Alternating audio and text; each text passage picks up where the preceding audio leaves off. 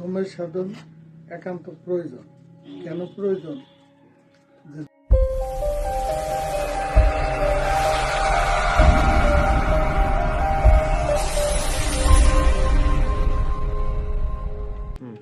ধর্মের সাধন একান্ত প্রয়োজন। কেন প্রয়োজন? যে ধর্মের সাধনের মধ্যে একটা আছে মুরাকাবা আর একটা আছে মুশাহিদা। মুরাকাবার কাজটা হচ্ছে 9টা দরজা বন্ধ করে দিয়ে সাধন করা, 6টা লতিফা নিয়ে এই সাধন করা। মানে এই সাধন করলে পরে লতিফাগুলো তাজা হবে। আর আস্তে আস্তে মানে দমের সাধন, যেমন সাজি বললেন পর হক লাইলাহা ইল্লাল্লাহ,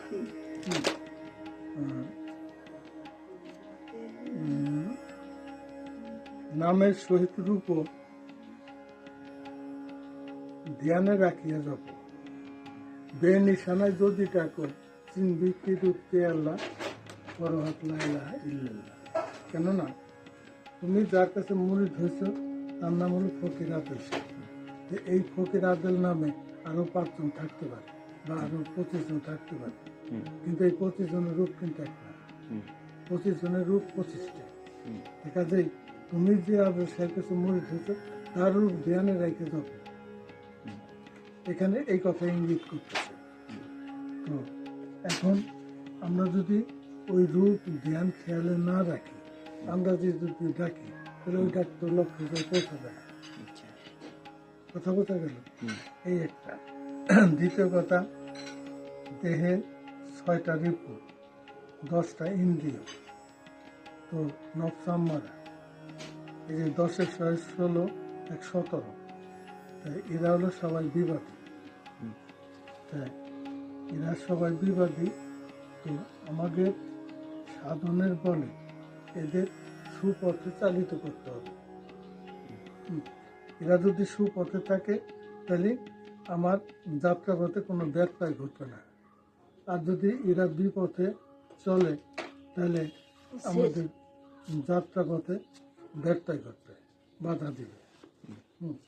যেমন এই যে মুশাহেদা কাজটা কি? এইভাবে বসে ধ্যানে মগ্ন হওয়া, মানে গুরুময় হয়ে যাওয়া। এই হাত টাকার গুরু, পাও টাকার গুরু, এই দেহ টাকার গুরু, এই মুখের অবয়ব গুরু।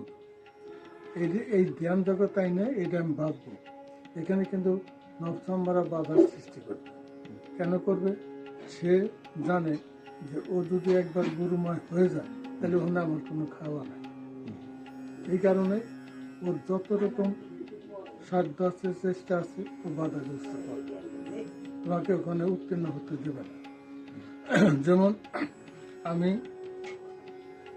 এই মুরাকাবার কাজটা সাধারণত মসজিদেই করতাম। আমাদের গ্রামে এখন 7টা-8টা মসজিদ আছে, 9টা মসজিদ আছে। তখন ছিল ওয়ানলিফার একটা মসজিদ, ওই নদীর পাড়ে। আমি ওই মসজিদে যাই বসে ওই মুরাকাবার কাজটা করি। একদিন দেখতেছি যে আমার তো 9 দরজা বন্ধ, সুতরাং বাইরের কোনো শব্দ আমার কানে যাবে না। কিন্তু আমি শুনতেছি কি যে প্রচন্ড ঝড় বইতেছে। ঝড়ে আমার এই টাচ টাচ করে টিনের ওই যে বাটামগুলো ভাঙতেছে, টাচ টাচ করে ভাঙতেছে। তো টিনগুলো খুলে শোষ করে উড়ে চলে যাচ্ছে। কিন্তু আমি তো জানি যে এই শব্দ বাইরে না, ভিতরে। তুই যত যা খুশি কর, আমার কোনো অসুবিধা নেই। এরকম নকশাম্বরা বই দেখায়। যেমন সাপ বই এসে সবল দেয় বাপ, এই দৃশ্যগুলো দেখা যায়। বা একটা সিংহ এসে লক্ষম দিয়ে পড়লো, একটা বাঘ এসে লক্ষম দিয়ে পড়লো, এরকম এই ভয়গুলো দেখায়। আচ্ছা, এই ভয় দেখে তুমি ভীত হয়ে যদি বিরত থাকো তাহলে কিন্তু কারো বানাবে।